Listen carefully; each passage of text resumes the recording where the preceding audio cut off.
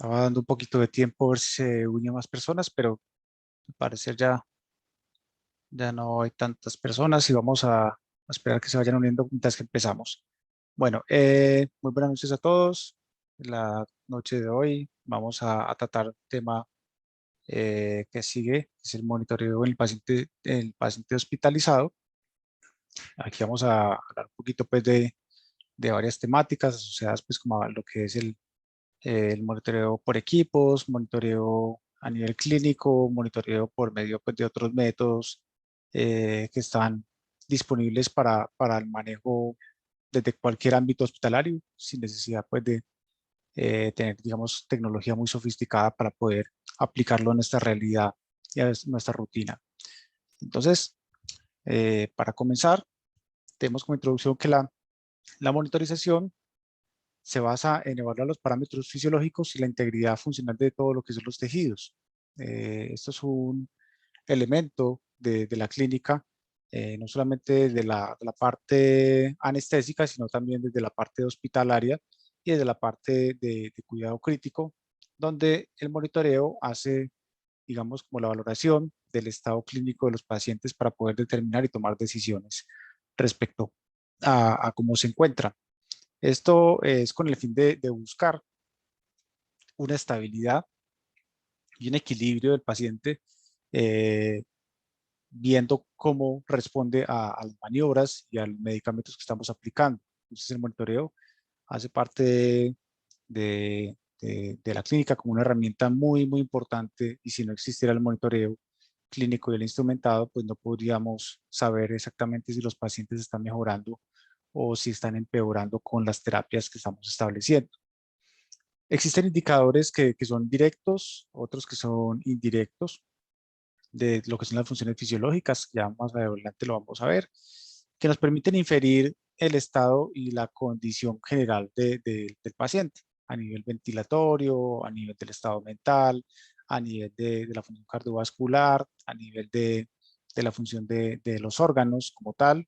El hecho solamente de hacer un examen de sangre, por ejemplo, eso es un monitoreo, se considera una herramienta de monitoreo, aunque no es una herramienta que tenemos a la mano. Un hemograma, por ejemplo, pues se te demora horas o un rato en poderse procesar, mientras que el monitoreo se implica es la valoración in situ del paciente y poder, digamos, detectar cualquier anormalidad. Hay que tener en cuenta que los equipos de monitoreo pueden tener errores, y esto, digamos que es muy común, encontrar que algún equipo pueda tener una falla con la lectura o pueda tener algún tipo de deterioro que hace que la lectura no sean muy fiables. Por eso es importante que cuando hacemos monitoreo siempre vamos a constar de una herramienta instrumentada. Hablamos en este caso, por ejemplo, de que la oximetría podría ser. La oximetría se mide por medio de un pulso oxímetro, y el pulso oxímetro podría fallar, pero si nosotros tenemos, digamos, la confianza en el equipo, uno podría decir muy seguramente si hay algún problema en el paciente. Pero si el equipo podría llegar a tener una falla porque ya está en deterioro o porque está mal puesta en el paciente, siempre debemos de constatar esta información y correlacionarla con el estado general y con lo que nosotros visualizamos clínicamente. Entonces, la visualización clínica es siempre, digamos, como la forma de nosotros constatar si esos equipos están dando una información que sí es correspondiente con el estado general del paciente. Tenemos que esto de alguna manera es una herramienta obligatoria, ¿cierto? Tanto en lo que es el paciente anestesiado o el paciente que está bajo algún efecto de un medicamento durante la estancia hospitalaria. Hablamos de pacientes anestesiados también porque aquí, a nivel de hospitalización, muchas veces manejamos terapias de sueño, por ejemplo, manejamos pacientes con infusiones para manejo de dolor, y el hecho de que el paciente esté bajo efectos de esos medicamentos implica una responsabilidad de nosotros para poder saber el estado de este. No podemos dejar esta situación al azar, o que digamos que el medicamento llegue y genere algún tipo de trastorno o genere algún tipo de cambio que pueda ir en contra de la estabilidad o la vida del paciente, y que nosotros no podamos digamos que reconocerla. Entonces, por eso el monitoreo se convierte en un asunto obligatorio, ¿cierto? Nosotros pues, realmente en veterinaria no estamos muy reglamentados como en medicina humana, pero en medicina humana existen unas normas con las cuales se debe de, de trabajar, en las cuales siempre debe haber un monitoreo, por ejemplo, de la oxigenación, debe haber un monitoreo de la temperatura, debe haber un monitoreo de la presión arterial, un monitoreo de la función cardiovascular. Y si esto no se cumple, si esto no se aplica en el paciente anestesiado o el paciente que está bajo efectos de medicamentos, esto podría conllevar a algún tipo de negligencia médica. Entonces, tomémoslo nosotros también como una obligación desde el punto de vista médico, porque tenemos un paciente que está bajo efectos de fármacos que pueden llegar a producir desórdenes y si no nos anticipamos a estos desórdenes o a estos daños que pueden producir los medicamentos, vamos a incurrir en una negligencia médica que puede finalmente pues fallar y puede convertirse en la muerte del paciente. Entonces, como objetivos hoy tenemos lo que es entender la importancia del monitoreo como una herramienta valiosa en el paciente hospitalizado. Segundo, reconocer cada uno de los parámetros y cómo es la obtención de estos datos que nos arrojan cada uno de estos parámetros y analizar la información y aplicar su interpretación clínica frente a lo que estamos viendo en el monitor. Entonces, las etapas de la monitorización son básicas. Esto básicamente se convierte como un estado de vigilancia, donde nosotros tenemos que estar supervisando continuamente las características y las condiciones normales del paciente. Entonces, por eso siempre que vamos a hacer monitoreo, antes de uno poder reconocer una anormalidad, siempre debemos saber cómo se comporta normalmente ese organismo, saber cuáles son los parámetros normales, cuáles son los rangos normales con los cuales que debemos trabajar. Entonces, consiste en una herramienta muy fácil, muy sencilla, que es evaluar al paciente. Posterior a esto, pues si el paciente está anormal, pues se debe intervenir y al intervenirse, pues evaluar o reevaluar esa intervención que se hizo, si fue efectiva o si no fue efectiva. Entonces, en caso tal de que no haya sido efectiva, pues vuelve el ciclo nuevamente, se reinterviene, digamos que ese cambio, ese trastorno, y se evalúa hasta que llegue a la normalidad. Esa es como la idea con el monitoreo, de estar siempre verificando que haya normalidad, ¿cierto? Esto aplica, como les digo, desde el ámbito hospitalario y desde el ámbito pues también anestésico. ¿Qué buscamos con la monitorización? Pues en primera instancia, todo lo que son mediciones de las variables relativas basadas en escalas internacionales que han sido avaladas. En este caso, por ejemplo, la temperatura. O sea, para uno se convierte ya en algo muy rutinario, pero ¿por qué, por ejemplo, una temperatura de 37 grados es lo normal? Porque lo normal no son 80 grados, porque lo normal no son 120 grados, porque internacionalmente se estableció esta escala de que la temperatura normalmente va desde cero hasta de cero hacia arriba y de cero hacia abajo, y que 37 grados es la normal para un ser humano o para un ser vivo, ¿cierto? Entonces son estas escalas relativas, con variables relativas que nosotros ya interpretamos y se convierten como en una clasificación o una estadificación internacional que se convierte en un lenguaje pues, internacional también, lenguaje universal. Debemos de evaluar los medicamentos sobre estas variables. Entonces, si nosotros pusimos, por ejemplo, un vasopresor, pues vamos a mirar cómo se comporta el monitoreo frente a ese vasopresor, si ese vasopresor sí cumplió con el objetivo que nosotros teníamos, que era mejorar la presión arterial en ese paciente. O el caso tal de que nosotros apliquemos, no sé, un sedante, es evaluar cómo se comporta ese sedante frente al paciente, si ese sedante está afectando algún sistema, si está produciendo algún deterioro en el paciente. Otro elemento, predecir qué ocurrirá con base en las tendencias.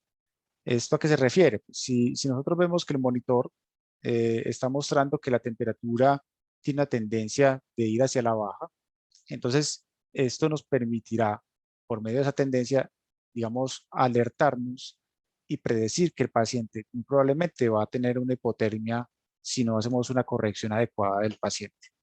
Lo mismo ocurre con las otras variables, con la frecuencia cardíaca, por ejemplo, con la presión arterial.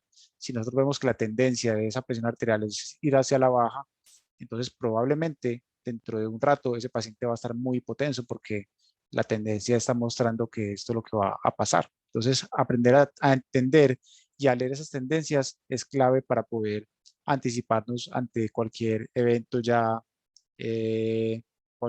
ya dañino para el paciente. Cuarto elemento, mejorar las condiciones anormales. Entonces, siempre que estemos monitorizando, buscar que haya normalidad. Ese es nuestro objetivo, normalidad. Y nuestro trabajo va a estar basado en metas. Entonces, como ocurre, por ejemplo, en medicina crítica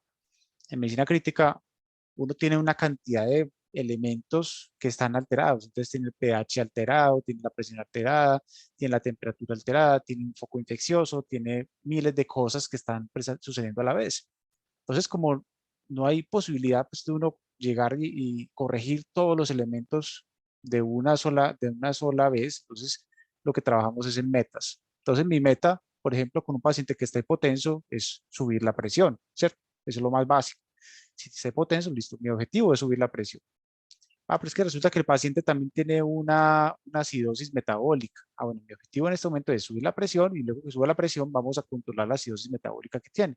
Entonces, trabajar siempre basados en metas nos va a ayudar a ser organizados y a ser metódicos frente al monitoreo.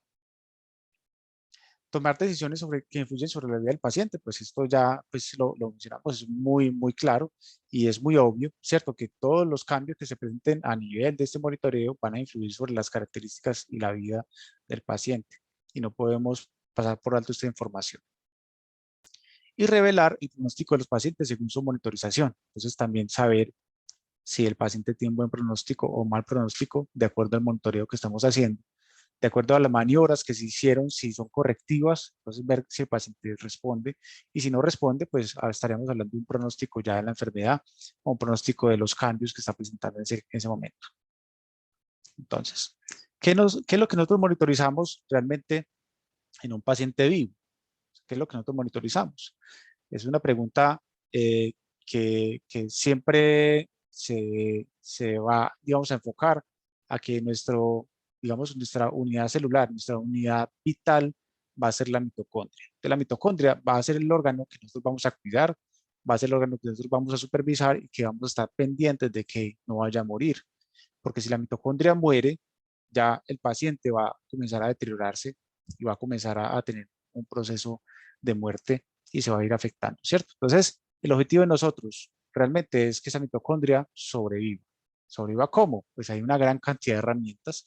Y digamos que todo el monitoreo que hacemos nosotros, todo lo que está enfocado en presión arterial, temperatura, frecuencia cardíaca, gasto cardíaco, estado ácido básico, todo está enfocado en la sobrevivencia de esta organela, ¿cierto? Esta organela es la que nos mantiene la vida a nosotros, la que nos permite a nosotros vivir, que nos permite a nosotros respirar, nos permite adquirir la energía, y si nosotros permitimos que ella muera o que ella tenga algún tipo de daño, pues finalmente vamos a terminar pues con la muerte del paciente. Entonces, de aquí parte, digamos, un concepto que es bastante interesante, que es la oxigenación tisular y la perfusión. ¿Esto a qué se refiere? Pues es el proceso fisiológico continuo que está regulado, ¿cierto? Y existe una distribución de volumen de sangre por unidad de tiempo y peso para garantizar los requerimientos energéticos de los pacientes. Eso es la perfusión. Y su objetivo es suministrar una cantidad de sangre oxigenada adecuada para que las células realicen su proceso de forma aerobia, ¿cierto? Porque sabemos que si el proceso se presenta de forma anaerobia, en este caso, tenemos un metabolismo aerobio y un anaerobio, entonces por lo general el aerobio, lo que vamos a encontrar es que el paciente produce energía a partir del ATP y el piruvato, y ya la mitocondria es capaz de hacer toda la cadena respiratoria y es capaz de producir energía a partir del oxígeno, ¿cierto? Pero cuando ya la glicólisis está en un estado anaerobio, un estado anaerobio donde no hay un oxígeno disponible, ¿cierto? O sea, el piruvato está en la presencia en ausencia de oxígeno, se produce un proceso de ventilación o respiración que es carente de oxígeno y produce como efecto residual el lactato. El lactato es un desecho de las células cuando se genera una respiración anaerobia. Y este lactato, de alguna manera, es un marcador biológico que nos permite determinar que los pacientes están presentando una excesiva respiración anaerobia y que no es lo más adecuado para el paciente. Entonces, por eso el lactato es una buena herramienta para nosotros hablando de perfusión. O sea, un paciente que tiene lactato alto está hipoperfundido. Eso ya, digamos que esa es la traducción de un lactato. Entonces, si el lactato está elevado, está mayor de 2,5, mayor de 3, quiere indicar que ese paciente no está oxigenando adecuadamente. O sea, puede ser por muchas razones, porque no tiene una buena frecuencia cardíaca, porque no tiene una buena presión arterial, porque no tiene un contenido celular adecuado, porque no hay una fuente de oxígeno, por una gran cantidad de elementos que hay que reunirlos y evaluarlos todo en su cadena y determinar qué es lo que está pasando con este caso. Hablamos, por ejemplo, del shock que hemos hablado todos estos días, del paciente séptico, todo esto está enfocado en evaluar esas condiciones que van finalmente a terminar en la ventilación, en la oxigenación, si es aerobia o es anaerobia, ¿cierto? Y tenemos que sin una adecuada perfusión pueden existir casos de disoxia, muerte celular con daño permanente de los tejidos y los órganos. Esto puede que repercuta sobre la vida del paciente o no necesariamente sobre la vida, sino sobre la morbilidad del paciente.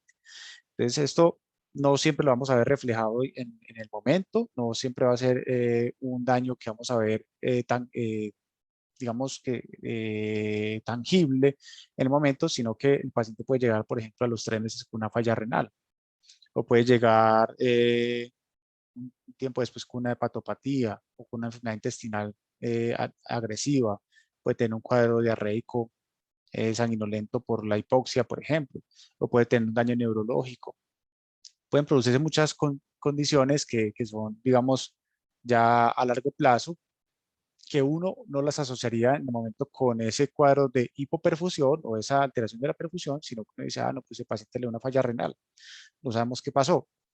Una bacteria, un medicamento, o le iba a dar, pues no sabemos qué fue, pero probablemente esos trastornos de perfusión que se presentaron en algún periodo, sea cual sea la razón, pueden repercutir sobre la condición clínica a futuro. Entonces, hay unos determinantes de esa perfusión tisular que ya nos van a ir ayudando a empaquetar un poco más la información para nosotros poder, eh, digamos, obtenerla y de esta manera ya saber cómo monitorizarla y cómo corregirla en caso tal de que haya que corregirla. Entonces, la perfusión tisular está, digamos, controlada por 3 elementos.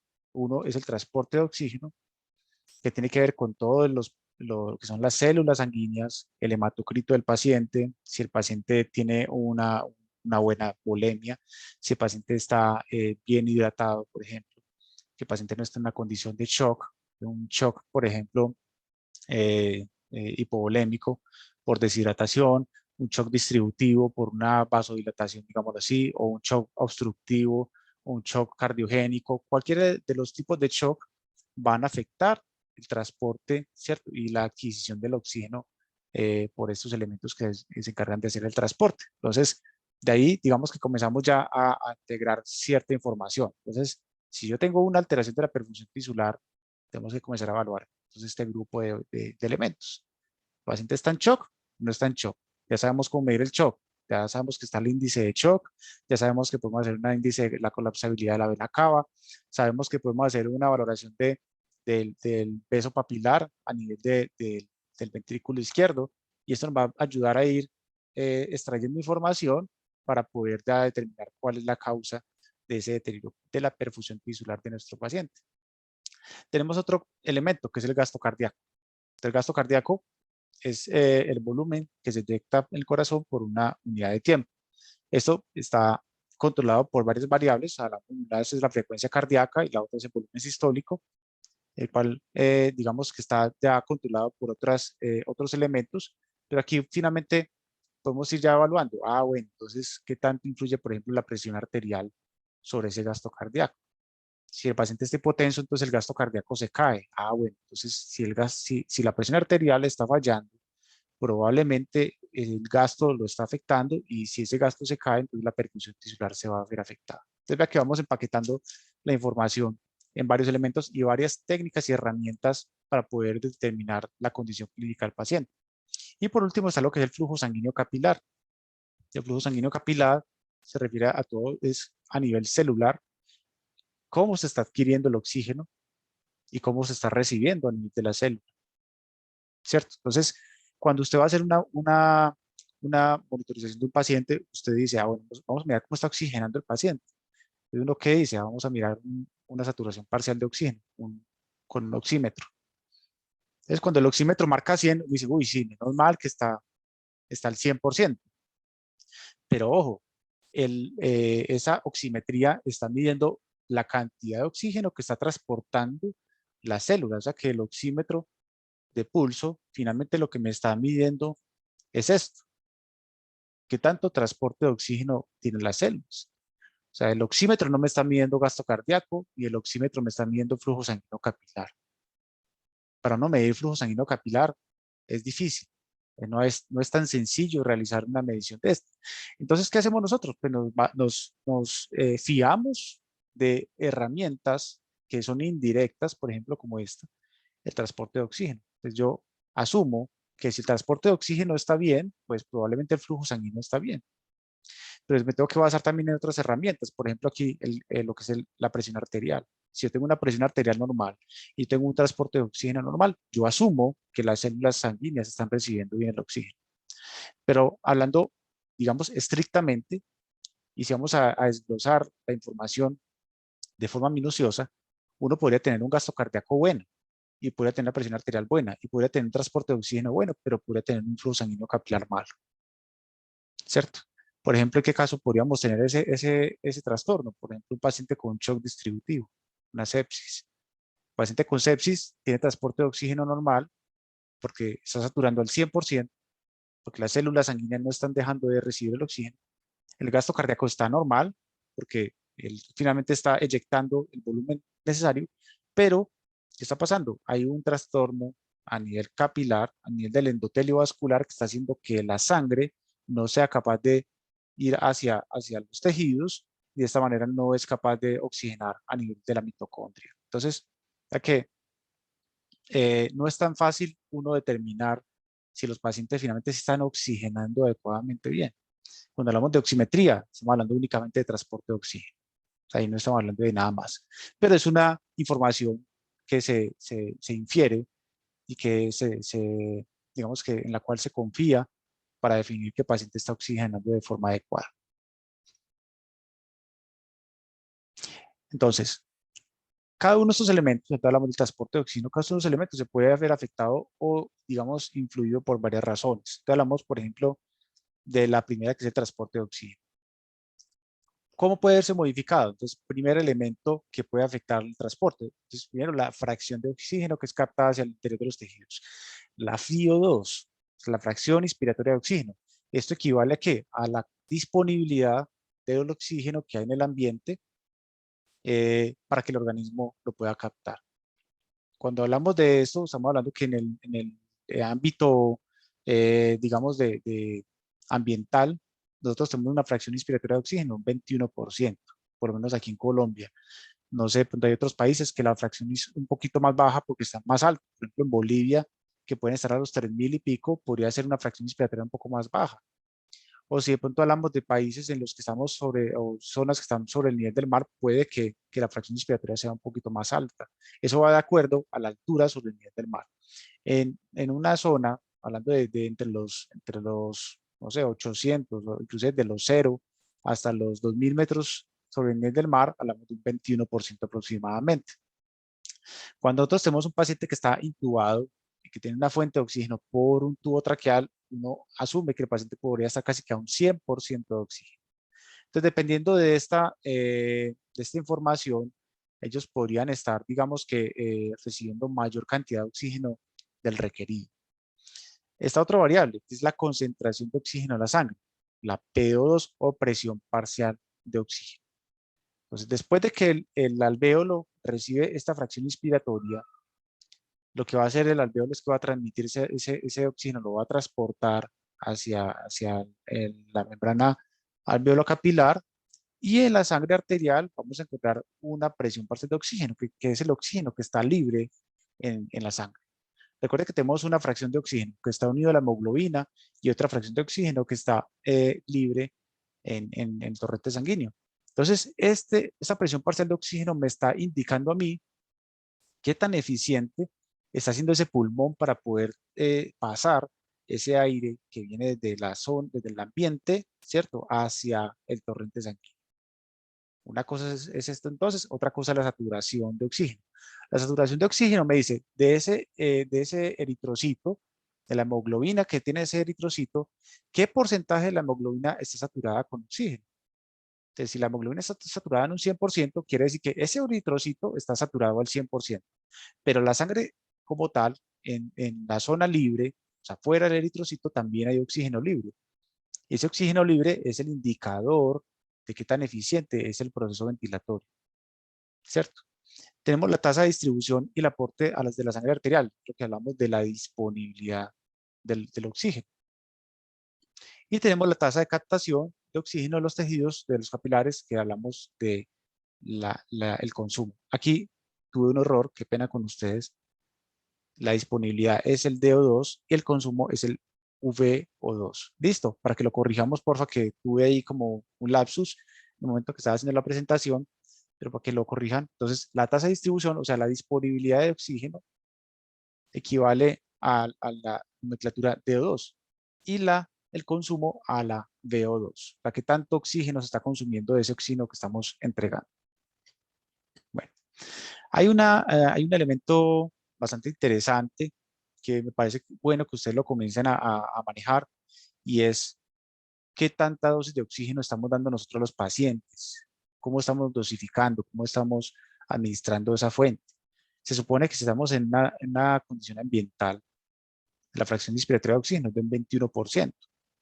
Pero si mi paciente tiene una enfermedad pulmonar, en la cual él tiene un trastorno porque está inflamado, porque tiene una enfermedad que está generando una inflamación, ¿qué va a pasar? Esa fracción inspiratoria no va a ser suficiente. Entonces, por eso los pacientes requieren de aumentar esa fracción.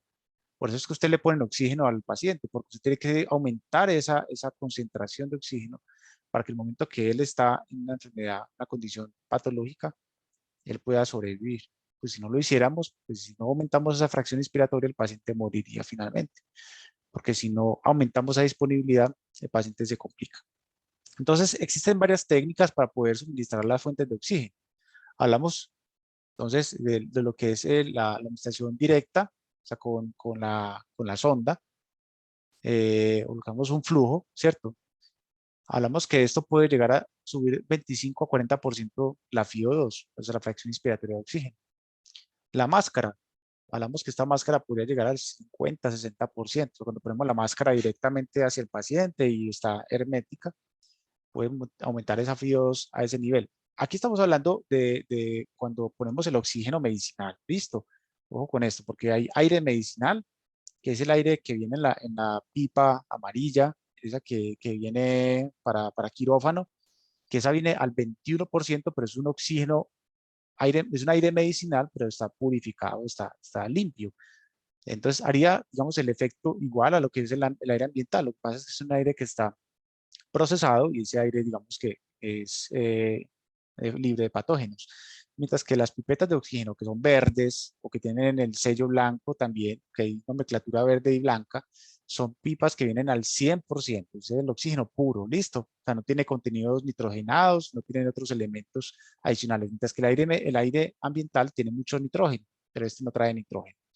Entonces, al poner esa sonda de oxígeno al 100%, estamos permitiendo que el paciente tenga una fracción inspiratoria del 25 a 40%. Una máscara, hablamos de un 50 a 60%. Un casco, el que se pone así, pues eso realmente yo nunca lo he utilizado, pero hay investigaciones donde ponen un casco del paciente y el paciente está metido a otra cosa que viste es el collar isabelino, lo ponen y le ponen un plástico de frente para que el paciente capte el oxígeno, pero eso realmente es poco efectivo, que prácticamente pues, el paciente está estresado, está frente a plástico, aparte de eso se está ahogando porque no es capaz de evacuar el CO2 de forma adecuada. Entonces hay que evaluar bien cuáles son los métodos más eficientes. Entre esos métodos eficientes, pues tenemos la caja o digamos como el guacal, pero hay que manejar unos flujos demasiado altos para poder suplir unos requerimientos altos. Hablan que se supone que está en un 100%, diría yo que podría ser un poco más bajo, porque 100% para mí es el paciente que está intubado. Al que tiene el tubo traqueal, ese sí es un 100%, porque ese no está haciendo ningún intercambio con el ambiente, mientras que el que está en la caja, aún así estando metido en una caja con oxígeno, pues igual va a tener una captación un poco más baja porque hay oxígeno ambiental también. Y para mí, pues personalmente la mejor técnica siempre va a ser la sonda nasal. O sea, la sonda nasal es una técnica que es poco invasiva, es poco estresante para la mayoría de pacientes, es muy efectiva. Hablamos de que aquí es un 80%, pero eso está más o menos entre el 50 y el 80%. Si ponemos una sonda, hablamos del 50, pero si ponemos doble cánula, porque usted puede poner doble cánula también al paciente, hablamos de un 80% más o menos. Entonces vea que uno puede variar de acuerdo al método la disponibilidad de ese oxígeno para el paciente. Si a mí no me responde el paciente a un flujo por una sonda, si no me responde una máscara, pues yo me tengo que ir a la sonda nasal. Y si la sonda nasal no me sirve, pues me toca irme a un tubo traqueal. O sea, esa es la secuencia por lo general que se hace. Y con el paciente, pues ahora que vivimos esta época de COVID, yo creo que todos aprendimos mucho de esto. El paciente que no soporta la oxigenación con careta, le ponían un CPAP, una máscara de alto flujo, y si el CPAP no funcionaba, entonces lo intubaban. Y así ocurre igual con esos pacientes veterinarios. Es un progreso, eso se va viendo conforme se vaya dando la pulsoximetría, según la saturación de oxígeno en sangre. Aquí tenemos una gráfica, perdón, una gráfica de lo que llamamos la curva de disociación de hemoglobina. La curva de disociación de hemoglobina corresponde a cómo se desplaza la afinidad que puede tener el oxígeno hacia los tejidos o que puede tener hacia los eritrocitos en general. Entonces, aquí digamos, ¿qué podemos sacar de información de esta curva?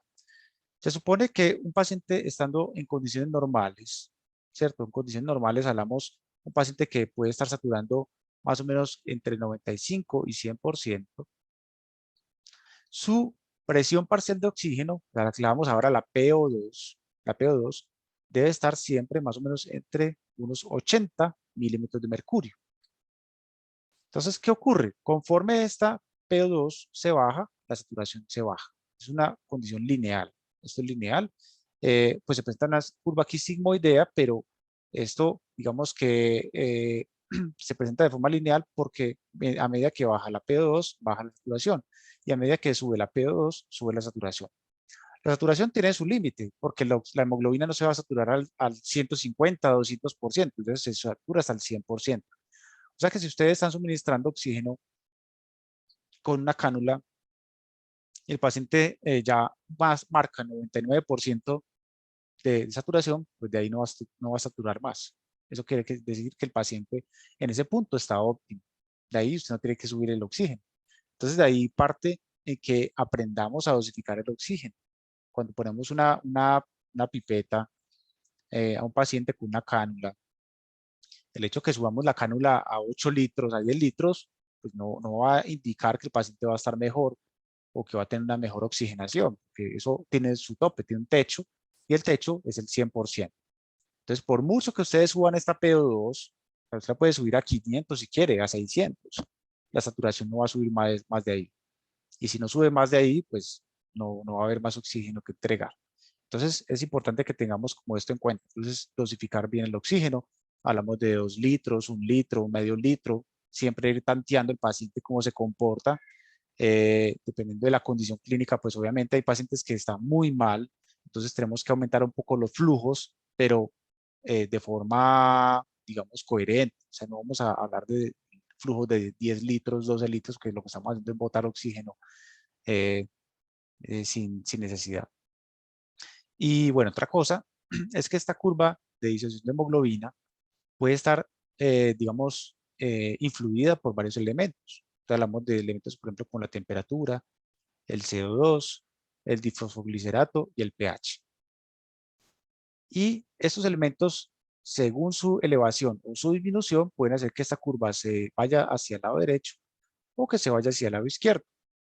Entonces, ¿qué indicaría esto? Por ejemplo, si nosotros, por ejemplo, hacemos que el paciente se le baje la temperatura por alguna razón, el paciente, digamos, se le bajó la temperatura a 34 grados, ¿qué va a pasar? Esta curva se nos va a correr hacia la izquierda. ¿Qué significa esto?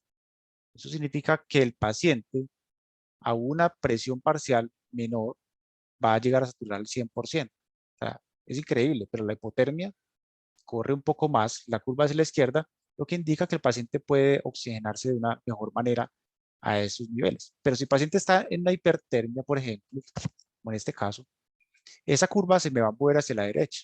Entonces, para que ese paciente se me sature al 100%, yo tengo que darle mucho más oxígeno para que la hemoglobina pueda disociarse bien y pueda recibir adecuadamente ese oxígeno. Igual ocurre con el CO2, igual ocurre con el difosfoglicerato, igual ocurre con el pH. Los pacientes que están acidóticos, por ejemplo, requieren más soporte de oxígeno. Un paciente alcalótico requiere menos fuente de oxígeno. Entonces esto hay que jugar con ella. Por eso yo les insisto, su objetivo es mantener el paciente en rangos normales en todos los parámetros. Si usted tiene un paciente normal, desde la parte de oxigenación, desde el pH, el CO2, la ventilación, el paciente no se le va a descompensar. Pero si usted permite que ya comience a deteriorarse por un lado, por el otro, ya va a ser más difícil. Por eso tenemos que trabajar sobre metas.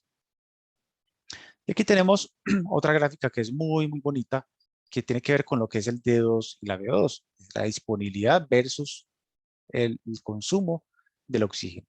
Entonces aquí tenemos un eje vertical que corresponde a lo que es el consumo de oxígeno. Y aquí tenemos un eje horizontal que corresponde a la entrega de este. Entonces se supone que si yo estoy haciendo una entrega alta de oxígeno, mi consumo pues, va a estar bueno. El paciente va a recibir buena cantidad y pues ese consumo va a estar a un nivel, ¿cierto? Que es normal. Ese oxígeno, ese consumo, por lo general es difícil que se modifique, porque el organismo rara vez requiere más cantidad de oxígeno, a excepción de las condiciones hiperdinámicas, por ejemplo, un paciente que está séptico, por ejemplo, como en este caso, es un paciente que tiene más consumo de oxígeno, por ejemplo acá. ¿Por qué? Porque es que las células están requiriendo más cantidad de flujo, están metabolizando más rápido, hay un foco infeccioso, entonces el organismo está produciendo más células de defensa y esa situación hiperdinámica obliga a que el organismo consuma más, ¿cierto? Esa digamos como que es la única condición que usted le va a exigir más consumo. Pero la entrega sí se puede modificar muy fácilmente. Entonces, si usted tiene un paciente que tiene una enfermedad pulmonar, sea cual sea la razón, o tiene un choque séptico, tiene un choque hipovolémico, el que sea, cualquier condición que disminuya la disponibilidad de oxígeno va a hacer que el paciente comience a transitar a una franja que es peligrosa, porque ese consumo normal que él requiere, que es este, se va a ver afectado. Entonces él ya va a estar trabajando en una línea que es dependiente, ¿cierto? En la cual ya hay mucho riesgo de anaerobiosis. Anaerobiosis, acuérdense, ¿qué va a producir qué? Hiperlactatemia. Entonces, si nosotros permitimos que el paciente esté sobre los niveles inferiores de su consumo mínimo, esto va a hacer que el lactato se eleve, ¿cierto? Y comience a producirse una cantidad de daños que son indicadores de muerte celular. Entonces, si usted tiene un lactato muy elevado, lactato de 12, por ejemplo, de 15, es un paciente que seguramente ya está teniendo muerte celular. Y esa muerte celular es irreversible. De ahí es muy difícil usted recuperar una nefrona, por ejemplo, un cardiomiocito, por ejemplo, una neurona, por ejemplo. Es difícil recuperar esas células. Entonces, por eso es tan importante que el aporte del oxígeno de los pacientes siempre esté seguro. O sea, desde cualquier ámbito que el paciente tenga alteraciones en su perfusión o en su oxigenación, siempre vamos a verificar que tenga buen aporte. Hablamos de que es tener buen aporte, entonces si está hipóxico, entonces suministrar una fuente de oxígeno adecuada, la cánula, mantener el paciente en reposo, aparte de eso, mantener una presión arterial adecuada, mantener una bulimia adecuada. Todo esto va a reunirse en que el paciente se encuentre en condiciones clínicas normales para que no ocurra esto y no se nos vaya a generar una muerte celular. Entonces, otro elemento, gasto cardíaco. Gasto cardíaco es difícil de medir. O sea, no voy a decir que sea fácil, pero tenemos elementos que infieren la presencia o la ausencia de un buen gasto cardíaco. Entonces, un ejemplo podría ser, digamos, la producción de orina. Si un paciente produce orina adecuadamente, hablamos de 1 a 2 ml por kilogramo día, eso quiere decir que ese paciente tiene un gasto cardíaco adecuado. Si esos volúmenes están bajos en la producción de orina, quiere decir que su gasto cardíaco es inadecuado. Otro elemento, el estado mental del paciente. Si tenemos un estado mental deteriorado, un Glasgow bajito, puede ser indicador de que el paciente tiene un gasto cardíaco bajo. ¿Listo? Entonces son elementos que no son directamente asociados a la función cardíaca, pero que pueden inferir y que se pueden, digamos, relacionar. Porque el gasto cardíaco, como les digo, es difícil de medir, porque necesitamos instrumentación, hay instrumentación que es invasiva, otra no invasiva, hay otros métodos ya pues que inclusive en anestesia utilizan, que es el Doppler esofágico, está la ecocardiografía, donde usted puede medir el volumen sistólico y si tiene un volumen sistólico adecuado lo multiplica por la frecuencia y ya usted ya tiene el gasto cardíaco. Pero lo difícil es adquirir la información y tener las herramientas para poder hacerlo adecuadamente. Entonces, esto por lo general se calcula en litros por minuto. Hablamos que esto se multiplica el volumen sistólico por la frecuencia cardíaca y el rango está entre 2 y 4.6 litros por minuto. Es un rango muy amplio, ¿cierto? Pero ¿qué pasa? Que es que tenemos pacientes que pueden ir desde medio kilo hasta 70 kilos. Entonces el rango puede variar demasiado. Obviamente en un paciente de medio kilo no va a ser 2 litros, puede ser mucho menor. Pero ese es como el rango normal que manejamos pues, en pacientes como adultos. Existe una corrección que se puede hacer, que se hace gracias al área de la superficie corporal. Se hace una multiplicación por los metros cuadrados corporales del paciente. Entonces, obtenemos el gasto cardíaco y este se multiplica se divide por el área corporal que nos va a ir a dar un valor que se llama el índice cardíaco. Ese índice cardíaco, nuevamente el rango va de 3.2 a 5.6 litros por minuto. Es mucho más sensible para poder determinar si hay una disminución, un aumento del gasto, porque ya estamos correlacionando el flujo sanguíneo con el área corporal del paciente. Entonces ya no vamos a tener problemas de que el paciente pese medio kilo o que pese 70 kilos. Es una forma pues como de ya llevar la información a un mismo plano sin importar el tamaño del paciente, porque vamos a correlacionarlo con la superficie corporal. Aquí tenemos unos valores. A mí me gusta mucho este artículo.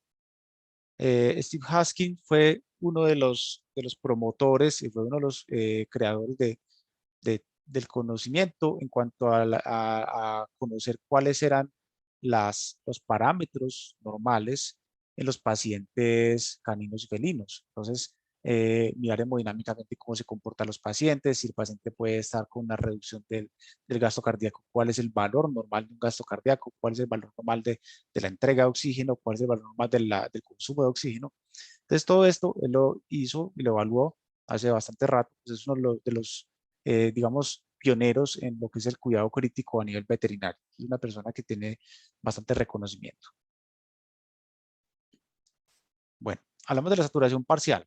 Lo que hablamos ahora es un indicador de transporte de oxígeno. Esto básicamente va de 0 a 100. Esto nos da una medición indirecta de lo que es la oxigenación de los tejidos y puede verse afectada por muchos parámetros. Tenemos entonces fallas en el suministro de oxígeno, los problemas ventilatorios del paciente, tipo taquipnea o bravinea, o edemas pulmonares, por ejemplo, neumonías, la posición inadecuada de la pinza, esta pinza, perdón, de la sonda, o la máscara facial, o el tubo traqueal. La piel pigmentada puede hacer que se altere mucho la lectura de estos parámetros. La refracción de la luz directa sobre la pinza como tal o sobre este infrarrojo, ¿cierto? y el agotamiento del sitio que llamamos, que es cuando la pinza lleva mucho rato en un solo lugar y toca cambiarla para que empiece a leer nuevamente bien. Hablamos de una saturación normal de 95 a 99, una hipoxia leve de 91 a 94, hipoxia moderada de 86 a 90 y la hipoxia severa menor de 86%. Es donde aquí ya estamos transitando, pues lo que hablamos ahora con ese punto crítico, donde la entrega de oxígeno se está viendo muy afectada, por lo tanto el consumo seguramente está muy afectado y el paciente entra en una zona crítica donde va a haber muerte celular. Esa misma herramienta que nos ayuda a medir la saturación de oxígeno mide también un elemento que se llama la pletismografía.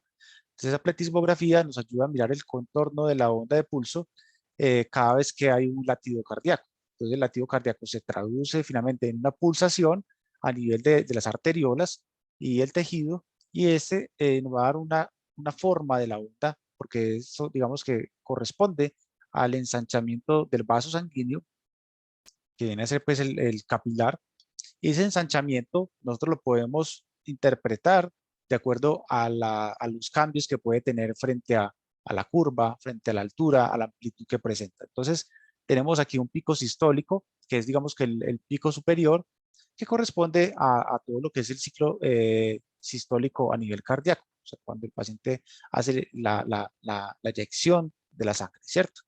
Tenemos el nudo dicrótico o la onda dicrótica, que corresponde a lo que es el cierre de la válvula pulmonar. Entonces, este cierre normalmente puede verse afectado en algunos casos, por ejemplo, de hipotensión o de hipertensión, ya lo vamos a ver. Y tenemos la duración del pulso, o sea, el ancho de esta onda de pulso. Entonces, ¿a qué corresponde cada uno de esos elementos? Tenemos que la amplitud o la propagación del tiempo de propagación, que viene a ser desde acá hasta acá, esto corresponde al tono vascular. Entonces, el tono vascular lo traducimos como ¿qué? Presión arterial. Si yo tengo una presión arterial baja, o sea, que el paciente está hipotenso, yo voy a tener un tono vascular muy flácido, entonces el vaso va a estar muy suelto, lo que corresponde a que va a tener una amplitud muy alta. Entonces, mientras más alta tenga el pico sistólico, más hipotenso está el paciente. ¿Por qué? Porque el tono vascular, cuando hace la pulsación, no hace esto, sino que hace esto, porque el vaso está con bajo tono, ¿cierto? Está vasodilatado. Cuando el paciente está con vasoconstricción, el tono va a estar mucho más rígido, el tono vascular va a estar más fuerte, por lo tanto va a haber más resistencia del vaso a ese flujo sanguíneo que está presentando. Entonces, lo que vamos a ver es que el pulso no va a ser esto, sino que va a ser esto. Es un pulso pequeño, ¿cierto? Una onda pequeña. Entonces, cuando tenemos ondas pequeñas, por lo general hablamos de una vasoconstricción, cuando tenemos ondas grandes, hablamos de vasodilatación. Aquí tenemos una interpretación de que aquí hablamos de una vasoconstricción severa cuando vemos que la amplitud se reduce, ¿cierto?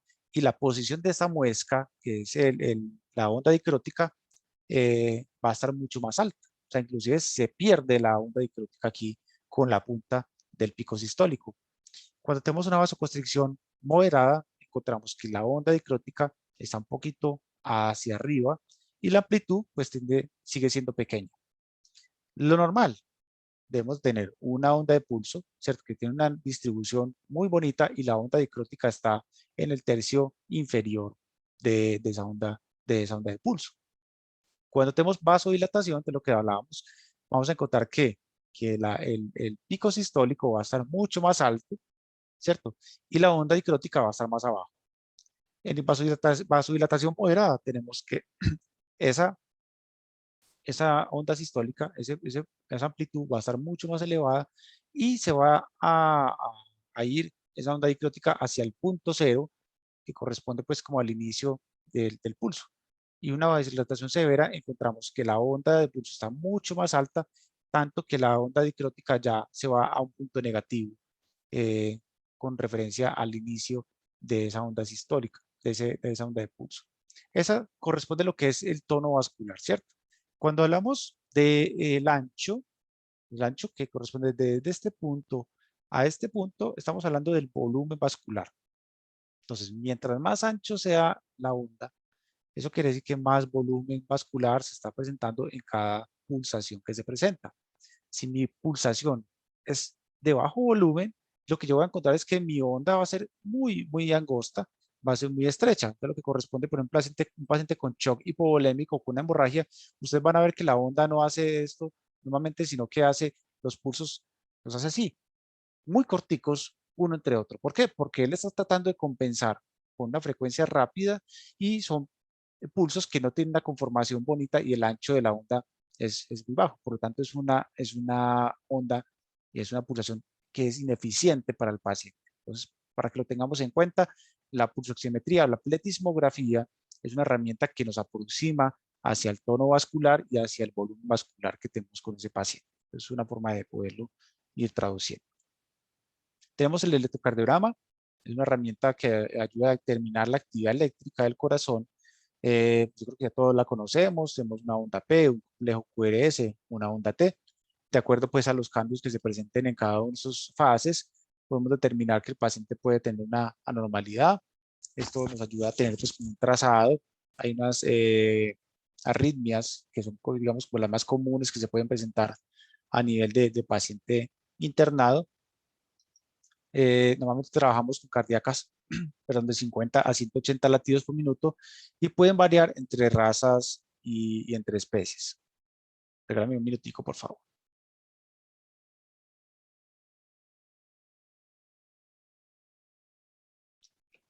Regálame un segundo, por favor. Yo voy por algo para tomar que estoy...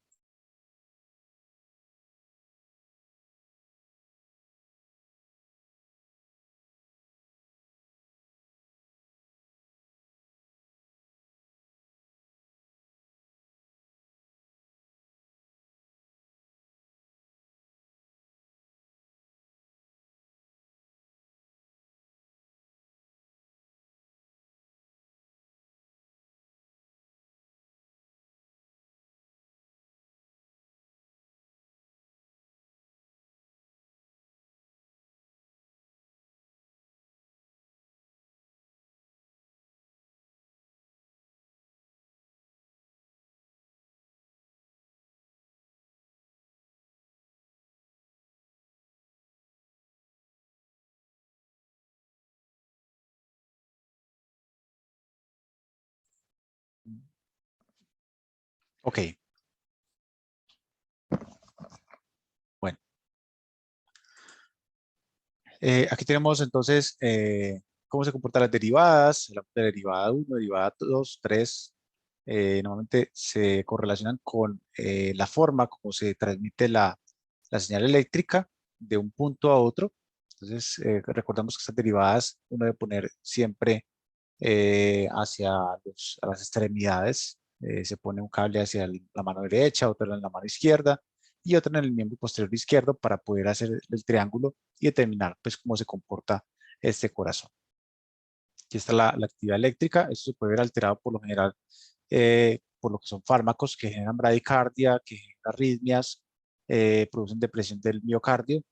Tenemos alteraciones electrolíticas como la hipercalemia, la hipocalemia, o la hipercalcemia o hipocalcemia, pueden hacer trastornos de la onda de pulso, y las enfermedades cardíacas del seno sinusal, que pueden también tener pues, alteración del ritmo, por ejemplo, bradicardias que son patológicas, remodelaciones por enfermedades cardíacas valvulares, o podemos tener hipoxia del miocardio. Y las respuestas autonómicas como la taquicardia y la bradicardia. Eso básicamente pues lo que por lo general ocurre con este sistema, que es lo que más nos afecta la funcionalidad eléctrica del corazón. Tenemos ya pues los efectos de medicamentos, hay unos medicamentos, por ejemplo, como los alfa-2 agonistas que pueden producir bloqueos atrioventriculares. El propofol, por ejemplo, puede producir un poco de bradicardia, los opioides pueden producir un poco de bradicardia. Estos digamos que son cambios esperados que pueden llegar a ser normales, pero normalmente cuando tenemos ese tipo de alteraciones, por ejemplo, electrolíticas, vemos más alteraciones. Aquí tenemos un caso clínico de un paciente muy interesante, es un paciente con un FLUT, se llamaba Mofi, es un paciente que falleció, tiene un síndrome neurológico felino desde hacía 6 días, un paciente que estaba obstruido y presentó una ruptura de vejiga con presencia de uroperitoneo. El paciente vino muy deteriorado. En los paraclínicos se vio que tenía una azoemia prerrenal, tenía creatininas, creo que era como 18, tenía hipercalemia mayor a 10 miligramos por decilitro con cambios en el electrocardiograma y presentaba un Glasgow bajo con deterioro marcado del estado mental. Aquí vemos un video. Ese video nos muestra cómo el paciente mentalmente estaba un poco deteriorado.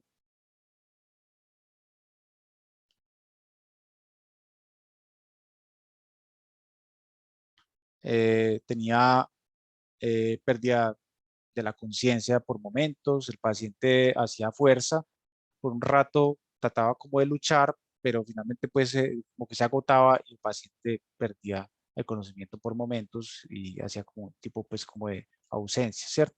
Como en este caso, el paciente en un momento hacía ausencia y otra vez volvía y en esa se la pasaba transitando el paciente con una respiración muy maluca, estaba bastante deteriorado. Posterior a eso, nosotros hicimos un electrocardiograma, ¿cierto? Para poder determinar cómo estaba y vean el electro que teníamos en ese caso. Paciente con una hipercalemia, entonces vea cómo se comportaba el electro, un electro que presentaba una pérdida de la onda P, como lo ven acá, no hay una onda P, ¿cierto? Un QRS muy ancho, una onda T muy picuda, entonces esta es la onda T, pueden verla acá, una onda T bastante picuda, ¿cierto? Que llamamos onda T picuda en campaña. Vea cómo se ve, es muy característico en la hipocalemia, en la hipercalemia, perdón. Y bueno, y con ese paciente empezamos a montar el protocolo, empezamos a manejar insulina de rápida acción, bicarbonato de calcio, y se le puso destroza al 5% para poder comenzar a compensar el paciente. El paciente estaba en ese momento pues en cirugía, estábamos trabajando para poder controlar el foco, poder controlar el uroperitoneo mientras que íbamos compensándolo. Y vea cómo se corrigió el paciente. El paciente cambió mucho el electrocardiograma gracias a la maniobra que se hizo con la insulina. Recuerda que la insulina, cuando la aplicamos por vía intravenosa, está ayudando a que ese potasio que está circulante se vaya al interior de las células. Entonces ya la hipercalemia se logra regular un poco, por lo tanto la sensibilidad del miocardio se puede reducir. El gluconato de calcio tiende a ser un antiarrítmico, nos ayuda pues a controlar un poco esa excitabilidad del miocardio también. Y la dextrosa 5 pues nos permite también controlar que la insulina no vaya a producir una hipoglicemia por su administración, ¿cierto? Entonces esto, digamos que el protocolo y funciona, que es un paciente que estaba saturando ya muy bien, estaba con una buena cardiografía, el paciente finalmente falleció pues a las horas después de cirugía, porque el paciente estaba muy deteriorado ya a nivel mental, o sea, ya el Glasgow no mejoraba de un solo punto. Eso es un factor pronóstico bastante malo porque aunque usted corrija todos estos elementos, el paciente no pasaba de un estadio mental y eso indicaba que era un daño neurológico pues ya avanzado. Entonces se decidió más bien aplicar la eutanasia después porque el paciente no había mejorado. Bueno, la presión arterial es otro elemento que nosotros medimos regularmente, que yo creo que está subestimado. Este elemento eh, digamos que pocas personas creo que lo dominan, pocas personas no lo toman como a detalle para poder definir la condición clínica de los pacientes. Y es realmente porque no hay conocimiento de la influencia de esta sobre la sobrevivencia de los pacientes. Entonces, ¿por qué es importante? Porque es una herramienta que de manera indirecta me ayuda a estimar la fuerza de perfusión con la que llega la sangre a los tejidos. Entonces, esta, digamos que es una de las variables que me determinan a mí qué tanto flujo sanguíneo me está recibiendo a mí el tejido por parte de ese torrente circulatorio.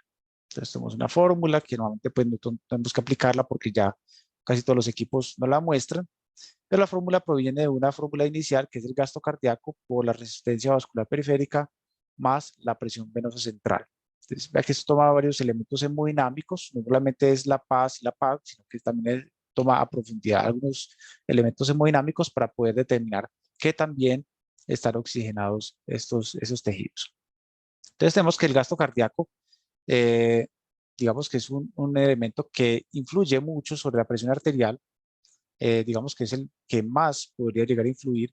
Este gasto puede estar afectado por la frecuencia cardíaca y el volumen sistólico. Entonces vemos que el volumen sistólico está influenciado por lo que es lo llenado al final de la sístole y el vaciado al final de la sístole, ¿cierto? El volumen final diastólico y el volumen final sistólico, lo que llamamos el volumen sistólico, ¿cierto?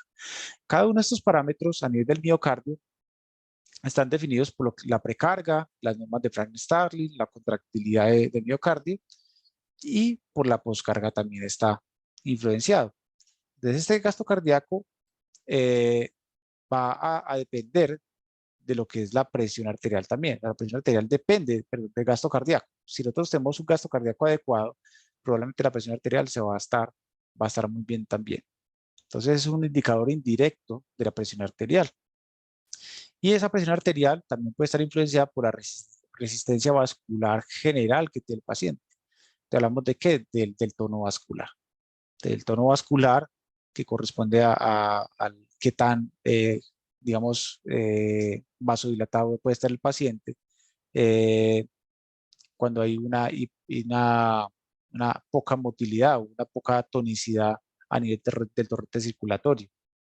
Y esta resistencia vascular general o sistémica puede estar asociada, como les digo, por el tono vascular, que está definida por la distensibilidad arterial. Entonces, ya que son varios elementos que son sencillos de controlar, de alguna manera, pues nosotros tenemos en cuenta que el paciente, digamos que está bajo efectos de un sedante, muy probablemente lo que pasó fue que el tono vascular se disminuyó. Ese tono vascular pues, va a influir sobre la presión arterial. Si el paciente está con una frecuencia cardíaca baja, probablemente lo que hace esa frecuencia cardíaca es que se baje el gasto cardíaco, por lo tanto la presión arterial se va a ver deteriorada también. Si él tiene una deficiencia de volumen, por ejemplo, una hipovolemia, entonces vamos a dar cuenta que el volumen sistólico se va a caer, ¿cierto? Porque vamos a tener una alteración de ¿qué? De la precarga. Si entonces tenemos una precarga baja, una baja, digamos, capacidad, una baja volemia, se va a disminuir el volumen final de la diástole, de la sístole, el volumen sistólico, por lo tanto el gasto cardíaco se va a caer, por lo tanto la presión arterial se va a caer. Entonces, ¿a qué va todo esto? Que si nosotros tenemos una presión arterial normal, ¿cierto? Probablemente todos esos parámetros están funcionando bien. Es una forma de traducir la información para que nosotros podamos ir ya direccionando el caso y el paciente. Y digamos que la presión arterial es nuestra hoja de ruta. Si la presión arterial está bien, el paciente, vamos por buen camino, seguramente, vamos por buen camino. Hay otros elementos, obviamente, que tener en cuenta que esto es dinámico. Usted puede tener la presión arterial normal, pero puede tener una disminución de la volemia, por ejemplo, porque el organismo trata de compensar ese déficit, pero se supone que si usted tiene el paciente bien hidratado, el paciente no está con alteración del estado mental, está produciendo orina, el paciente tiene buena saturación y la presión arterial está bien, pues seguramente el paciente está bien. Pero si alguna de esas cositas está fallando, hay que ir a evaluar cuál es la falla. Entonces tenemos que este parámetro está estimado por, como les dije, la fuerza o la presión a la que llega la sangre a los tejidos y la fuerza que hace en la sangre sobre el endotelio vascular.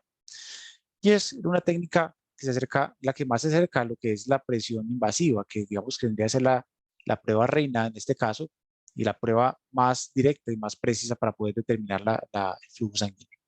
En la práctica diaria se utiliza la presión arterial no invasiva, que vendría a ser este SUNTEC, esos equipos que son de uso rutinario. Hablamos de que una presión arterial sistólica puede estar de 80 a 160, una media de 60 a 120 y la diastólica de 50 a 90. Eso vendría a ser los parámetros normales con los que trabajamos. Aquí, pues, como podemos ver, este paciente, por ejemplo, está hipertenso, ¿cierto? Esa hipertensión podría ser peligrosa también. No podemos hablar que únicamente la hipotensión es grave, la hipertensión también puede llegar a ser muy peligrosa porque puede producir daños cerebrales, puede producir daño renal, puede producir accidentes cerebrovasculares y todo esto repercute sobre la condición general de nuestro paciente. Entonces, tenemos que valores inferiores a 60 de la PAM, o sea, de la presión arterial media, indican una hipotensión arterial y principalmente se puede dar por vasodilatación, como por los medicamentos, la sepsis, anestésicos generales y los tranquilizantes o sedantes. Esas, digamos, son las causas principales de la vasodilatación. Tenemos el cuadro de la hipovolemia, que puede producir también disminución de la media por cuadros de deshidratación o hemorragia, o la bradicardia severa o la depresión del miocardio, que digamos que puede presentarse cuando hay descargas vagales, cuando hay movilidad pues, a nivel de tejidos que están influenciados por nervio vago, cuando hay manipulación visceral, por ejemplo, todo esto puede repercutir. O un paciente con una endocarditis, por ejemplo, como los pacientes con parvovirus que tienen miocarditis asociada pues al parvo, ellos pueden tener una hipotensión asociada a esa enfermedad vascular. O un paciente que está séptico puede tener también una reducción de la presión arterial porque el paciente no es capaz de mantener un tono vascular porque hay una enfermedad de todo lo que es el endotelio vascular dado a la sepsis. Entonces, es un parámetro que nos ayuda a determinar muchos elementos y puede estar variado dado por muchas causas. Tenemos valores superiores a 120 que indican que hay una hipertensión. Hablamos de la media, ¿cierto? Estoy trabajando con la media, no con la sistólica, porque muchas veces se habla sobre sistólica, estamos hablando con medias. Hablamos que puede darse alterada por medicamentos, por dolor, patologías renales agudas, ¿cierto? O urinarias también. Tenemos agudas renales y renales crónicas también. Enfermedades endocrinas como el hipertiroidismo, hiperadrenocorticismo, feocromocitomas, tumores tiroideos pueden producir alteración de esa presión. Por lo general, ¿qué es lo que produce más este tipo de condiciones? Las enfermedades renales y cardíacas, ¿sabes? Son como las que más afectan este parámetro.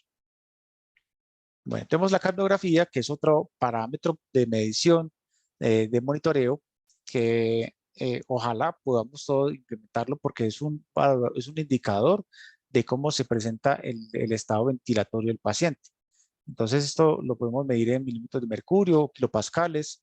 Tenemos como valor de referencia de 35 a 45 y tenemos digamos, como un plus de esta herramienta que nos puede determinar que también están siendo oxigenadas las células. Entonces, digamos que de lo que hablábamos ahora, uno cómo puede saber que el oxígeno está llegando bien a las células, porque estamos midiendo únicamente parámetros de transporte. Entonces, si estos parámetros de transporte están normales, yo cómo puedo saber si mi oxígeno si llega a la célula y produce pues, todo ese intercambio. Pues la capnografía es una herramienta indirecta que me puede determinar cómo se está oxigenando estos tejidos. ¿Por qué?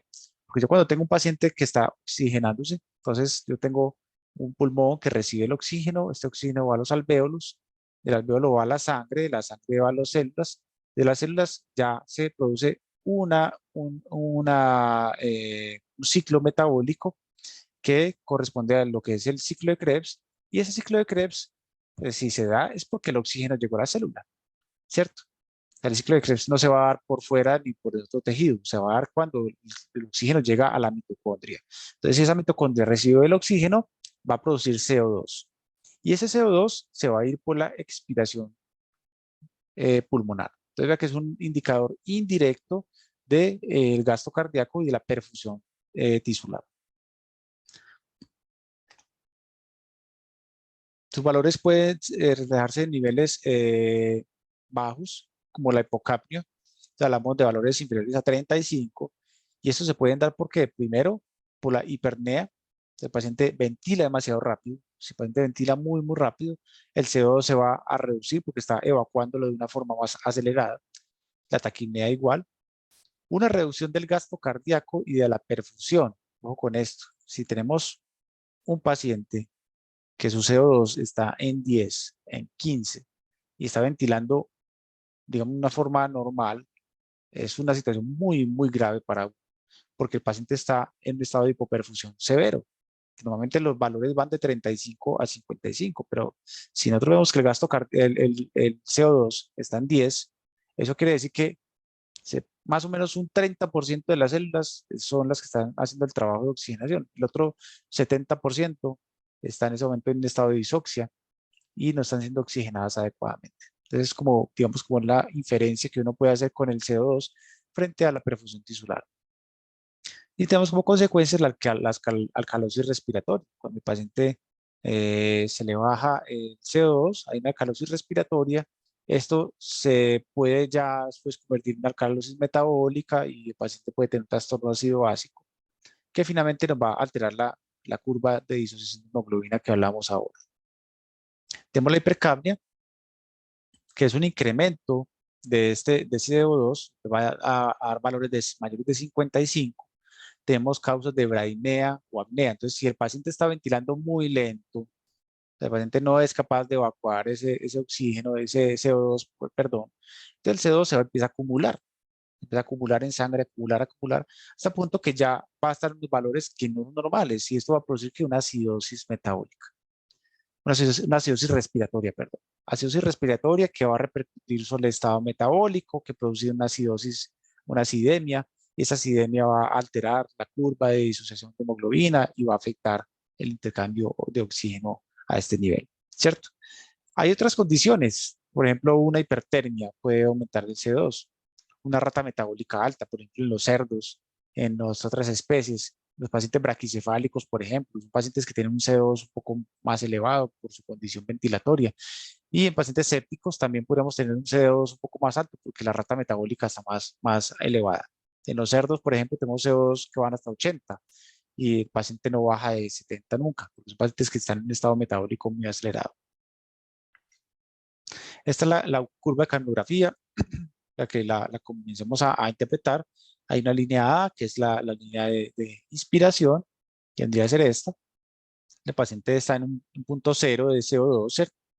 Cuando el paciente empieza a expirar, se empieza a evacuar CO2, esa curva comienza a subir y se va elevando sobre este eje, y se supone que llega a un punto, llega al punto C, que es la meseta expiratoria. Entonces el paciente ya está expirando y ahí se queda una pausa, que es toda la meseta expiratoria, y luego empieza a inspirar en la D. Inspira nuevamente, lo que es el inicio de la inspiración, y la E nuevamente es la meseta inspiratoria, perdón. Y tenemos dos ángulos, que es el ángulo alfa, ángulo beta, que están relacionados con broncopatías en el ángulo alfa cuando el ángulo sea plano. Entonces, si usted ve que esta curva no hace esto, sino que la curva se va derecho hacia acá, quiere decir que hay un trastorno a nivel del intercambio gaseoso acá, y el paciente puede tener una enfermedad pulmonar. Y el ángulo beta, pues se relaciona cuando estamos haciendo anestesia principalmente, que se aplana ese ángulo beta y está asociado a que hay una fuga de pronto en el circuito en el sistema ventilatorio. Bueno, imagino que todo bien hasta ahí. Si tienen dudas, saben que pueden ir preguntando, muchachos. Tenemos la temperatura, que es otro parámetro muy importante. Ese parámetro, digamos que es de lo que más se nos altera a nosotros cuando estamos con el paciente hospitalizado o el paciente que está internado, porque es una variable que no es tan visible, requiere mucho monitoreo permanente, porque fácilmente puede hacer oscilaciones en cuestión de minutos. Entonces, los pacientes se pueden poner hipotérmicos en cuestión de 20 minutos, 30 minutos. Por eso es muy importante hacer su monitoreo continuo. Esto influye sobre la estabilidad hemodinámica. Hablamos de la curva de disociación de hemoglobina ahora, ¿se acuerdan? Que la temperatura influye sobre esto. El efecto de los medicamentos y los procesos biológicos. Si nosotros tenemos hipotermias, tenemos hipertermias, los procesos metabólicos y biológicos se van a alterar. Entonces podemos tener una mejor tasa de metabolización. Los procesos enzimáticos se pueden ver deteriorados también por los cambios de temperatura. Es una complicación con alta incidencia en el ámbito hospitalario, tanto con hipotermia como con la hipertermia. Y ojo con esto, con la presencia de quemaduras también, porque es un elemento que si no se maneja de forma adecuada puede llegar a presentar bastantes trastornos de los pacientes. Tenemos las hipotermias, se clasifican en hipotermias leves, cuando la temperatura baja hasta 36,5 grados centígrados. Tenemos hipotermias moderadas de 35,5 a 36,5. Hipotermias severas cuando son menores de 35,5, y tenemos las hipertermias cuando son de 39,5 hacia arriba. Entonces, cuando hablamos de este tipo de complicaciones, hablamos de la hipotermia principalmente, tiene una consecuencia muy importante que es la vasoconstricción. Se aumenta la sensibilidad a los agentes anestésicos. Hay una reducción del gasto cardíaco, ¿cierto? Hay reducción de los ciclos celulares y procesos enzimáticos, reducción de la afinidad del oxígeno por la hemoglobina, y pueden haber coagulopatías con síndromes de hipercoagulabilidad. ¿Listo? Y tenemos el otro extremo, paciente quemado o el paciente con hipertermia, es un paciente que se quemó con una manta térmica durante una intervención quirúrgica, para que tengan mucho cuidado cuando utilicen esas mantas que son plásticas y tienen como un circuito eléctrico, no como una parrilla, porque la verdad es que son demasiado peligrosas, o sea, muy peligrosas. El mejor método que existe ahora son estas bolsas de aire. Uno puede conseguir esos calentadores de aire, va por un circuito del aire caliente y ese aire se transfiere a través de una tubuladura y va hacia una bolsa. Y esa bolsa produce como, digamos, como un entorno cálido alrededor del paciente y es lo más seguro que hay en ese momento. Aquí inclusive tenemos otro, como este, por ejemplo, un sistema sencillo. Esto lo venden ya para uno utilizarlo. Uno puede mandar las mantas térmicas también. Se puede mandar a hacer. Bueno, y tenemos la hipertermia, entonces, que tiene como consecuencias que la quemadura de tercer grado, signos de vasodilatación, porque el paciente con calor tiende a vasodilatarse. Esto reduce la sensibilidad a los anestésicos generales y fármacos anestésicos, lo mismo que los opioides. Todos los procesos metabólicos se aceleran, entonces los fármacos se metabolizan mucho más rápido.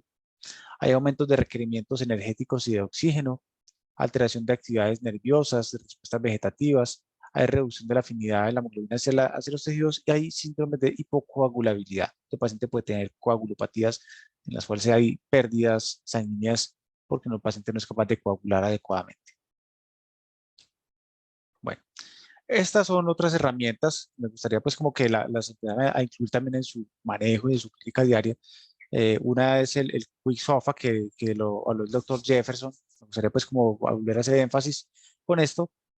Es una medida sencilla en la cual se pueden tomar tres parámetros. Hablamos del estado mental, que es la escala de Glasgow, está la frecuencia respiratoria y está la presión arterial sistólica. Entonces, si hay algún parámetro, o sea, dos o tres parámetros afectados, se considera que el paciente está en estado de sepsis, ¿cierto? Pero esto puede verse muy comúnmente. Un paciente con taquimedia, por ejemplo, un paciente con hipotensión puede verse muy comúnmente. En pacientes que están de pronto con estrés, un paciente que de pronto puede estar bajo efecto de algún medicamento. Entonces, por lo general, esto lo correlacionamos siempre, ojalá, con el lactato.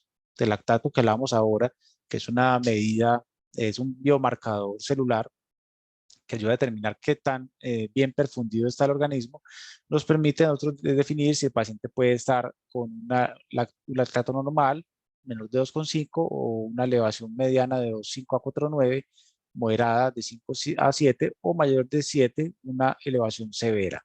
Entonces, si nosotros tenemos estos parámetros del Quick SOFA reunidos que nos indican que puede haber sepsis junto a un paciente con un lactato elevado, esto podría indicar que el paciente puede llegar a tener un foco infeccioso muy fácilmente. O sea, es una herramienta rápida.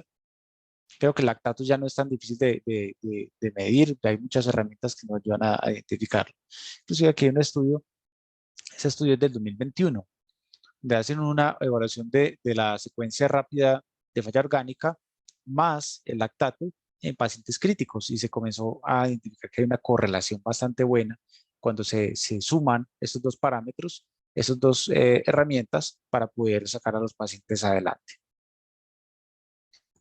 Tenemos la escala de Glasgow corta, que indica la valoración neurológica de los pacientes. Ojo con esto, me parece muy importante que comencemos a aplicarla también. Eso es un monitoreo. Esto no deja de ser monitoreo porque es evaluar los cambios que tiene el paciente a nivel mental de acuerdo a una terapia que se establece o un manejo que se haga. Entonces, tenemos un primer elemento que es la actividad motora. Si el paciente está postrado, si tiene postración con rigidez, si tiene extensión o si tiene una extensión constante, o el paciente tiene una hemiparesia o si el paciente camina normal. Entonces nos va a dar una puntuación. Si el paciente tiene reflejos de tronco encefálico, por ejemplo, que el paciente tiene reflejos pupilares, tiene reflejos oculocardíacos, oculocefálicos normales, o si vemos que el paciente saca una midriasis bilateral, por ejemplo, ya nos va a dar una puntuación. Y está el nivel de conciencia, ya hablamos de un estado comatoso, semicomatoso, un paciente con depresión o delirio, un paciente con estado de alerta. Entonces, todo esto va a dar una puntuación que finalmente la vamos a ver como un paciente con un Glasgow bajo, un Glasgow de grave, un Glasgow con pronóstico reservado, un paciente con buen pronóstico, dependiendo pues del valor que nos dé. Mayor de 15 a 18 se considera buen pronóstico, si está menor de 15 se considera que es un pronóstico ya reservado y menor de 8 es un pronóstico ya muy grave. Tenemos una herramienta que me gusta mucho también implementar, que es la SAFI o la PAFI. Esta es una herramienta que podemos determinar por medio de los gases sanguíneos. Entonces nosotros tenemos la herramienta en nuestras clínicas, podemos implementarla. Lo que hacemos es que se correlaciona entre la concentración de oxígeno en sangre y el aporte de este en la vía aérea, o sea, lo que llamamos la fracción inspiratoria de oxígeno. Entonces, hacemos una división de la saturación parcial de oxígeno versus, ¿cierto? O sea, dividido la fracción inspiratoria, o sea, la FiO2. Entonces, si yo tengo una oximetría de 98%, por ejemplo, y tengo una FiO2 del 21, eso me va a dar a mí una SAFI de 466. ¿Qué quiere decir esto? Estamos en 466, listo, vamos para la tablita. Si el paciente está sobre 450, es un paciente que está normal, su función pulmonar. Entonces, ojo con esto, la SAFI o la PAFI nos van a evaluar esa interfase pulmonar de cómo se está comportando. Si el oxígeno que entra al alvéolo está difundiendo de forma adecuada hacia la sangre. Es una correlación. Entonces, en pacientes con edema pulmonar, pacientes con contusión pulmonar, con EPOC, con asma, con una neumonía, con un paciente con síndrome de estrés respiratorio agudo, cualquiera, lo podemos diagnosticar por medio de esta técnica para poder llegar a un punto diagnóstico y así ir evaluando y monitorizando la vía ventilatoria. Y la PAFI vendría a ser un poco más específica porque ya no solamente está trabajando con una saturación, sino que lo trabaja es con la presión parcial de oxígeno, o sea, es un parámetro que nos da la gasometría cuando hacemos una toma de muestra en la arteria. Es decir, la arteria a este nivel, o sea, hablamos de la arteria justo en la salida del ventrículo izquierdo, vamos a encontrar que la presión parcial de oxígeno debería estar sobre 80 en un paciente que está en condiciones ambientales. Entonces, estamos en 120, por ejemplo, que es un valor muy bueno, y estamos con una FiO2 del 21%, o sea, a nivel ambiental, esto equivale a que la PAFI está en 571. Y si está en 571, quiere decir que ese paciente tiene un pulmón funcionando súper bien. Si esa PAFI baja de 300 o la SAFI baja de 450, entramos en una fase que se llama enfermedad pulmonar leve. ¿Por qué? Porque el pulmón no está difundiendo adecuadamente ese oxígeno. Entonces esa correlación se va a ir deteriorando. Cuando la SAFI baja de 300 o la PAFI baja de 250, estamos hablando de una enfermedad pulmonar moderada. Y si estas bajan de 160 y 200, como corresponde aquí, hablamos de un síndrome de diestrés respiratorio agudo. O sea, ¿qué quiere decir eso? Es un SDRA, es la condición más grave que puede tener un pulmón cuando está en un estado inflamatorio. Hablamos de una neumonía, por ejemplo, un paciente con un edema pulmonar, cuando entra en un SDRA, ya sabemos que ese paciente difícilmente puede salir de ese cuadro. A lo que hablamos ahora del COVID, por ejemplo. Una persona que entra en un estado de SDRA es una persona que hay que ventilar. Y así ocurre con las mascotas, igual, con los pacientes veterinarios. Tenemos que ventilar el paciente si el paciente está con una PAFI, una SAFI a este nivel. Entonces, vea que son herramientas básicas, realmente no requiere de mucho. Inclusive la SAFI, ya que es una herramienta que usted no tiene que hacer demasiadas maniobras, no tiene que hacer una medición de gases y con eso usted fácilmente puede llegar a una conclusión. Si la SAFI baja, pues listo, entonces vamos a suplementar con este método, vamos a trabajar con una sonda nasal, una sonda nasal unilateral, una sonda nasal bilateral, de acuerdo pues como a las herramientas que tengamos disponibles. Tenemos otra herramienta que es el gradiente alveolo capilar. El gradiente alveolo capilar pues se complementa con la SAFI, con la PAFI. Esto nos ayuda a determinar qué, cómo se encuentra esa membrana alveolo capilar, cómo está trabajando. Si está trabajando de forma adecuada, no está trabajando de forma adecuada. Entonces, por eso digo que es muy parecida a la SAFI o a la PAFI. Y se puede ver deteriorada, ¿por qué? Por neumonías, inhalación de humo, broncoaspiración, ahogamiento, neumotoras, atelectasias, tumores, derrames, shunt pulmonar o edemas pulmonares. Entonces, ¿qué quiere interpretar? ¿Qué quiere, digamos, uno llegar con este análisis? ¿Cómo se comporta el oxígeno alveolar versus el oxígeno arterial? Entonces, yo tengo 40 en alvéolo y tengo 40 en sangre, eso quiere decir que mi alvéolo funciona perfectamente. Pero si yo tengo 60 en mi alvéolo y tengo 20 en mi sangre, ¿qué quiere decir? Que esa sangre no está eh, siendo oxigenada de forma adecuada, por lo tanto en la interfase alvéolo capilar algo malo está ocurriendo. Entonces esta es la fórmula que normalmente se aplica. No vamos a hacer pues tampoco el ejercicio completo, pero corresponde pues en conocer la presión alveolar, eh, la PaO2, que se mide con esta fórmula. Si ustedes hacen el ejercicio en su casa, seguramente la van a sacar muy fácil. Es una fórmula muy sencilla. Y sí es importante que tengamos unos gases a la mano, unos gases arteriales, aunque los gases arteriales ya tienen la posibilidad de arrojar este dato. O sea, por ejemplo, este equipo que es el EPOC nos ayuda a sacar inmediatamente el índice o el gradiente alveolo capilar que está acá, 30.8, aquí está. Entonces, si el paciente está con un índice alveolo capilar de 0 a 25, quiere decir que el paciente está normal. Pero si está sobre 25, considera que el paciente está patológico. O sea, si la diferencia entre el oxígeno alveolar y el oxígeno arterial es mayor a 25, entre un valor y otro, eso indica que el paciente tiene un trastorno en el gradiente. Y ese gradiente se altera por todas esas condiciones que yo les mencionaba acá. Entonces, el paciente, por ejemplo, hay que empezar a hacer un manejo pulmonar. Porque es interesante esta variable. Muchas veces ustedes tienen un paciente con una enfermedad pulmonar o una enfermedad cardíaca, uno no sabe.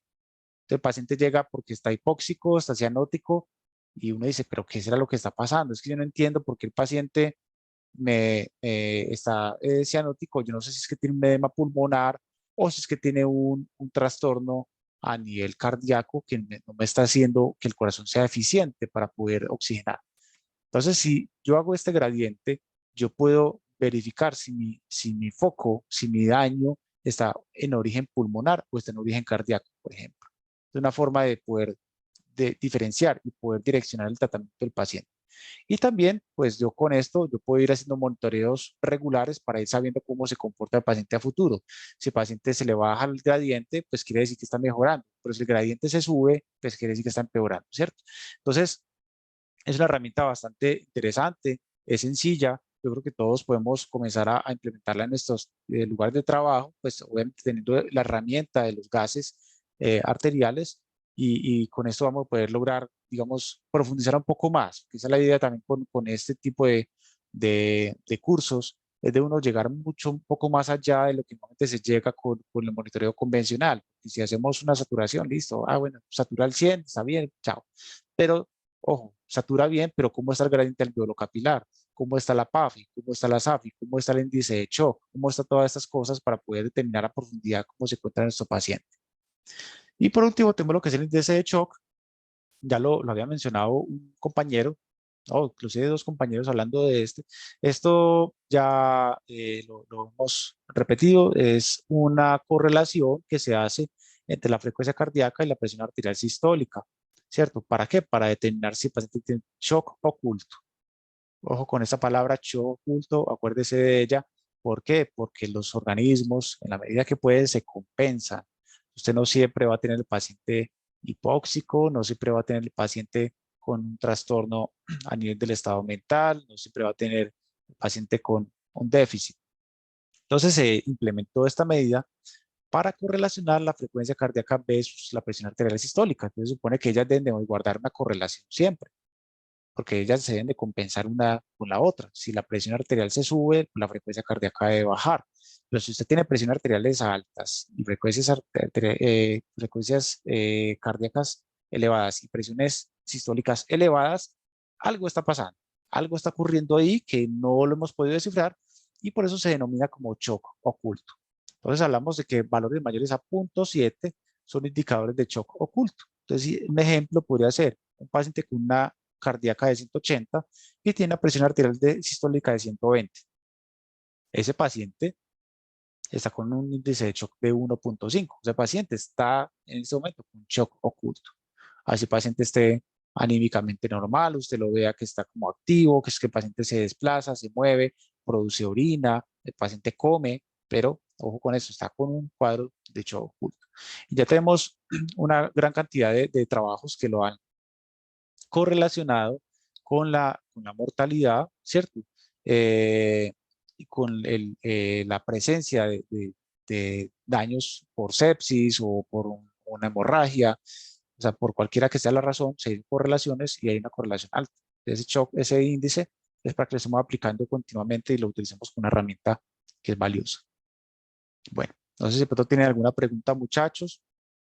Esto es mucha teoría, pero creo que alguna cosa les puede llegar a quedar para su trabajo diario y para su implementación. ¿Alguna pregunta?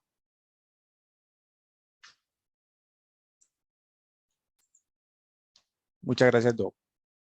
Es que les haya gustado.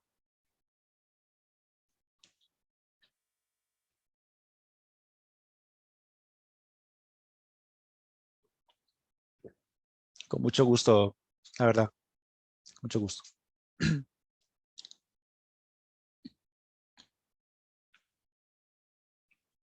Bueno, entonces si no hay preguntas, muchachos, quedamos hasta aquí. Eh, Estaremos subiendo esta charla esta semana. Pedimos disculpas, tuvimos un problema con la parte técnica la semana pasada. Perdón, esta semana tuvimos una falla técnica con la página, ya la organizamos. Si tienen algún tipo de dificultad, pues saben que nos puede contar. Esta es la penúltima charla. Tristemente, pues ya falta únicamente la última, que sería la de ecografía en emergencias, lo que es el FAST. Espero que la puedan disfrutar, espero que todos puedan aprovechar y verla.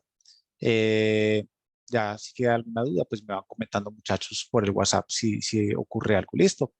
Muchas gracias por la asistencia. Nos estamos viendo entonces la próxima semana.